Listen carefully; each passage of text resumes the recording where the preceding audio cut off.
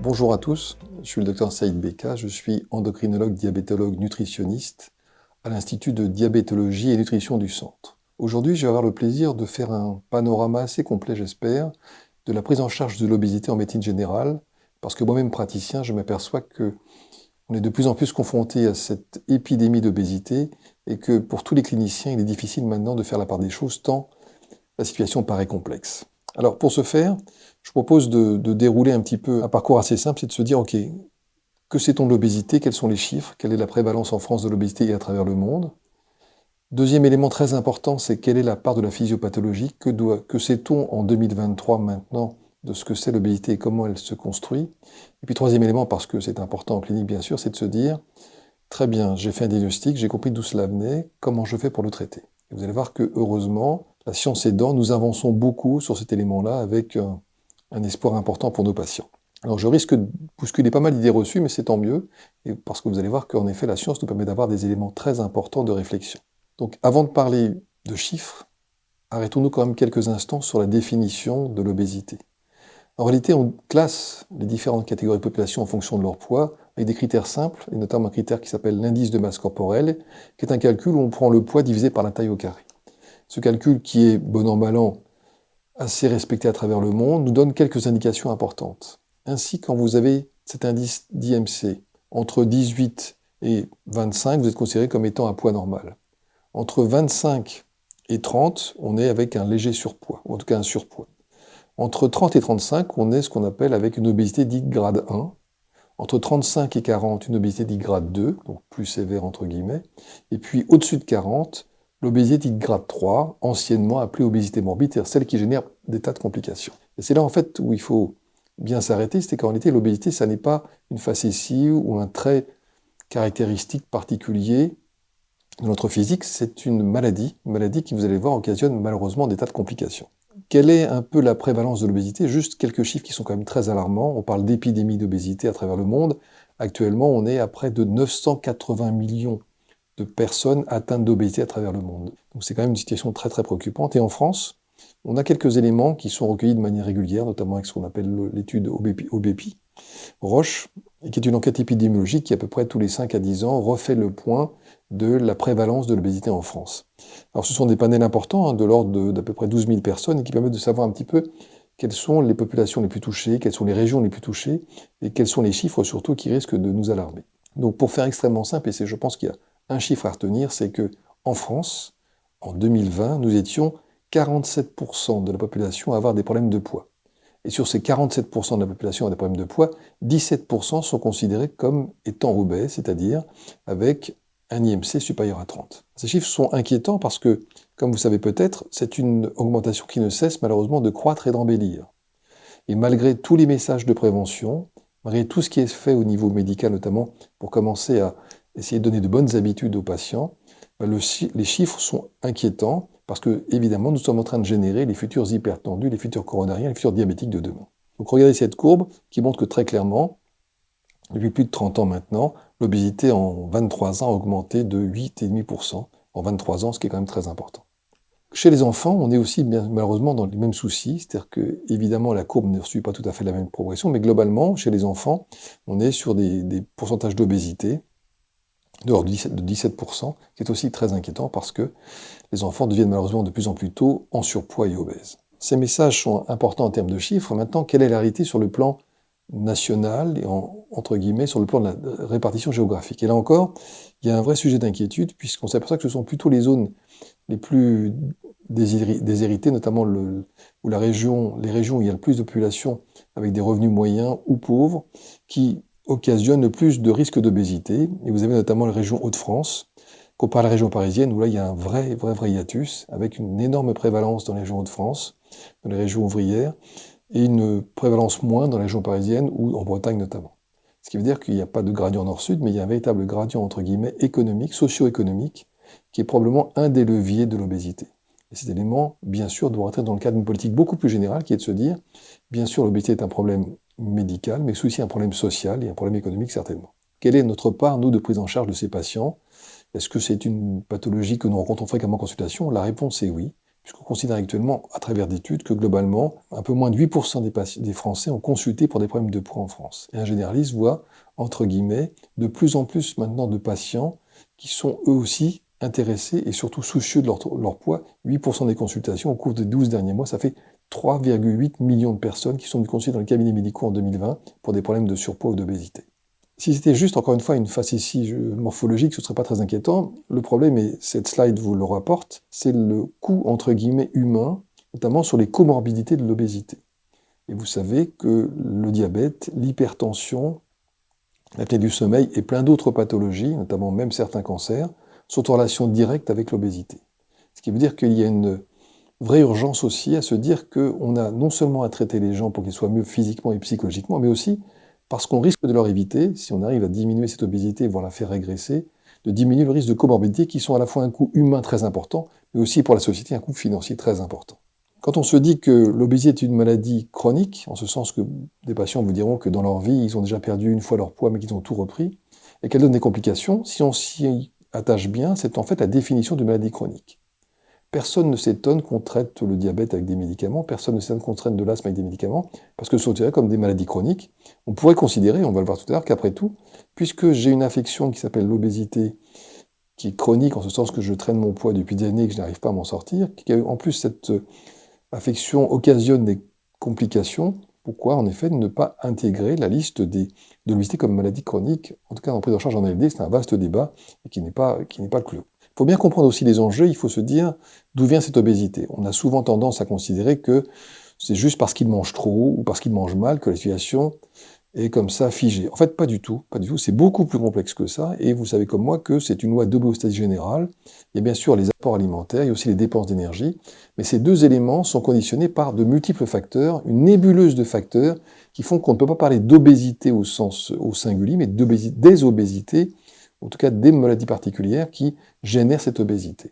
Et j'entends par là que on a plein de déterminants qui vont faire que je vais plus ou moins bien manger en fonction justement de mon psychisme et bien sûr aussi de mes interactions hormonales, que je vais surtout plus ou moins bien y penser en dépendant directement de ma génétique, de ma capacité qu'a mon métabolisme à éliminer, de ma part d'activité physique, mais aussi de mon endurance, mais aussi bien sûr de mes capacités de stockage qui sont toutes différentes. Donc on est tous égaux entre guillemets à la naissance, sauf que malheureusement, on est tous différents et que tous, nous allons avoir une manière de transformer notre alimentation, une manière d'accumuler nos réserves ou pas, en fonction de notre patrimoine génétique ou d'autres polluants. On parle beaucoup bien sûr de tout l'environnement, de tous les facteurs d'environnement, de tous les polluants environnementaux et bien sûr endocriniens. Et il est clair que tous ces éléments qui commencent à peine à être connus génèrent cette dysrégulation de la balance, ce que je mange ou je consomme, j'arrive à le dépenser et ne pas le stocker. C'est là la vraie difficulté des obésités, c'est de pointer cette espèce de loupé qui va faire qu'à un moment donné, mon organisme, au lieu d'éliminer, au lieu d'utiliser les calories que je peux prendre, va commencer à stocker. Évidemment, ces deux éléments, en tout cas cette dysrégulation, elle tient lieu et elle tient compte de ce que je vais faire, de ce que je vais manger, donc l'activité physique, la sédentarité bien sûr, et son pendant, c'est-à-dire aussi la malbouffe, sont aussi des éléments très importants. Mais il serait, entre guillemets, vraiment faux de considérer que c'est parce que je mange mal ou que je mange trop que forcément je serai obèse. Non, c'est plus compliqué que ça. Et encore une fois, ça tient à des régulateurs qu'on est en train de mettre en visio très, très régulièrement en se disant, voilà, ce polluant-là, cette caractéristique entre guillemets génétique va faire que je risque de déclencher une obésité. Une fois qu'on a compris un petit peu que ce n'est pas une simple équation, je mange mal donc je grossis, que peut-on faire ou comment prendre en charge ces patients? En France, on a beaucoup travaillé sur la prise en charge de l'obésité, notamment récemment, avec la parution par la HAS en 2023, d'une classification nouvelle et surtout d'un process de prise en charge. L'idée étant, c'est de se dire qu'il faut sortir de ce long parcours où ils sont tous pareils, où ils mangent tous la même chose, ils mangent mal, de se dire comment on peut aider les patients avec 3 niveaux de recours qui dessinent assez bien la prise en charge de ces patients. Le premier de recours, c'est ce qu'on appelle le niveau 1A ou 1B, qui est essentiellement lié au généraliste, la prise en charge par le médecin généraliste. J'ai un surpoids, ou je ne me sens pas bien dans mon corps, j'ai un surpoids qui me gêne, et je n'ai pas encore de complications, et j'aimerais pouvoir avancer là-dessus. Je vais voir mon médecin qui a, de par sa connaissance, et puis de par le fait qu'il me connaisse aussi bien, et qui connaisse aussi mon environnement socio-économique et familial, va m'aider justement à me donner les bons repères, ou sur les bons repères d'éthique ou d'activité physique, ou d'ailleurs va m'adresser peut-être à d'autres spécialistes. Si mon généraliste est en difficulté, c'est le niveau 2, où là on se dit, là il faut vraiment travailler avec des gens qui connaissent, dont c'est le métier quasiment en permanence, qui font, pas que ça mais presque, donc c'est essentiellement les nutritionnistes ou endocrinologues, ou les SSR, les centres spécialisés, qui eux ont l'habitude aussi, et qui bénéficient déjà d'une équipe pluridisciplinaire, entre diététiciennes, psychologues, profs de sport, assistantes sociales, des gens qui commencent à s'organiser, qui commencent à prendre justement ce degré supplémentaire de niveau 2 plutôt, de niveau 2 de prise en charge des patients. Et puis, si malheureusement ça ne suffit pas, et en fonction de certains critères qu'on va définir ensuite, il y a ce qu'on appelle les CSO, les centres spécialisés de l'obésité, qui sont en général dans les villes universitaires, et qui sont là des grosses équipes avec des plateaux techniques importants, et qui ont toute l'expertise nécessaire pour pouvoir nous aider. On va pouvoir classer nos patients en parcours de soins, et ces parcours de soins sont en fait liés à des phénotypes particuliers, qui sont notamment l'âge, le degré d'IMC, qui sont leur retentissance médicale, qui sont leur traitement psychologique, bien sûr, qui sont aussi le comportement alimentaire. Est-ce que j'ai des troubles du comportementaire? Est-ce que j'ai des grignotages, des compulsions? Qui sont bien sûr l'histoire pondérale. Si ça fait 15 ans que je me bats avec mon poids, qu'à chaque fois j'en prends 5 kilos, j'en perds 5, mais j'en prends 10 derrière, il y a quelque chose qui dysfonctionne. Et puis tous ces éléments cliniques, avec les troubles psychologiques notamment, vont permettre de classer le patient en niveau 1, niveau 2, niveau 3 de recours, et donc dans ces conditions, pouvoir l'adresser dans les meilleures conditions assez rapidement pour qu'il n'y ait pas une perte de chance de cette prise en charge. Alors, l'idée, vous l'avez compris, c'est que si j'ai un patient niveau 2, je vais essayer de refaire passer en niveau 1.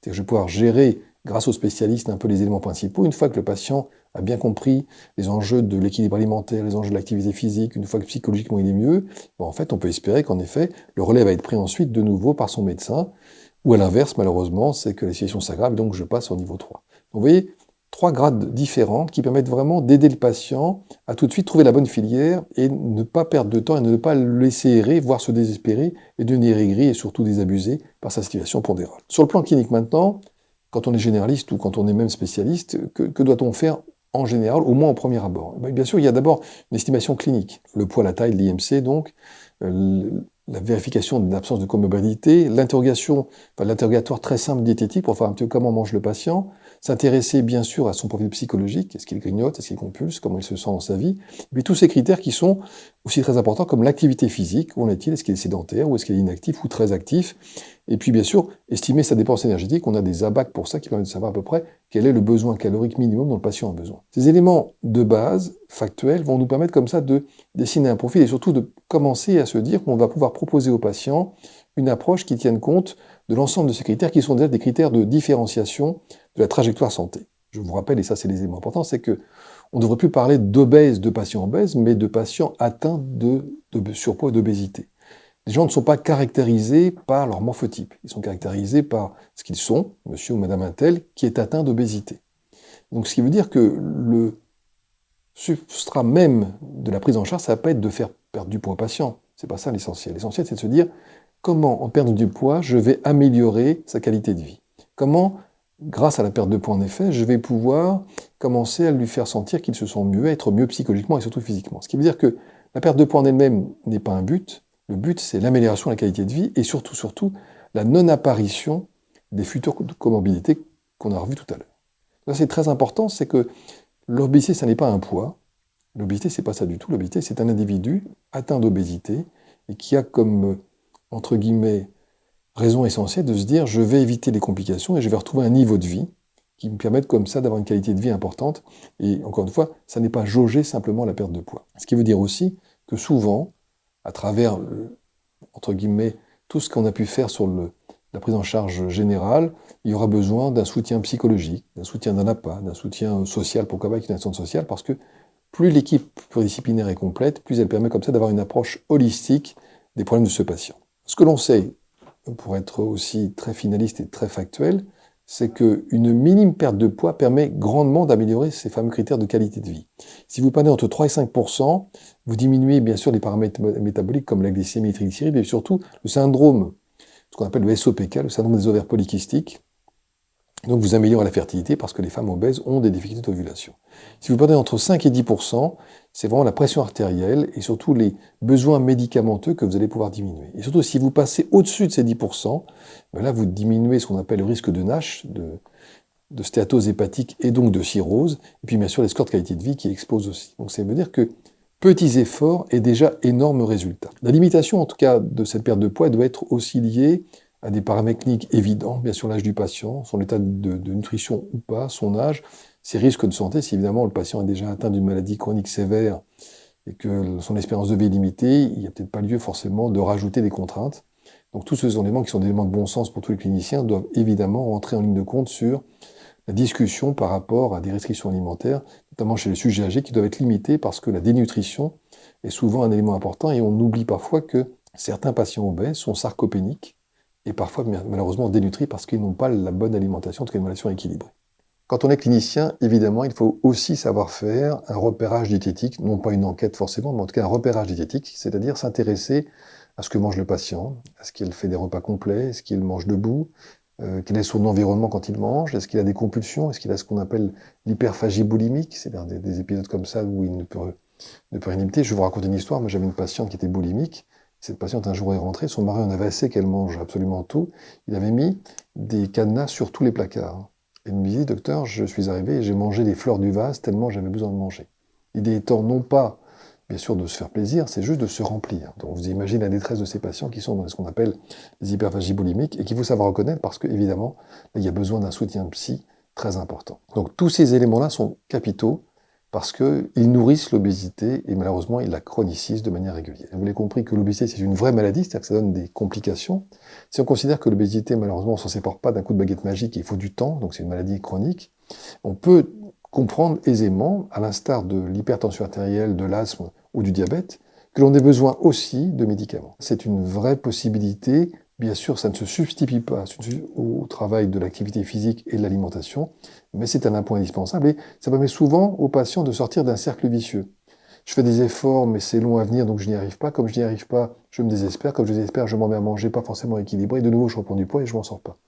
Le simple fait d'avoir à la fois la part d'activité physique et nutrition, plus le médicament qui me booste un peu mon amaigrissement, va faire en sorte que je sors de ce cercle vicieux. J'y arrive pas, donc je me décourage, donc je mange plus. C'est un cercle vertueux.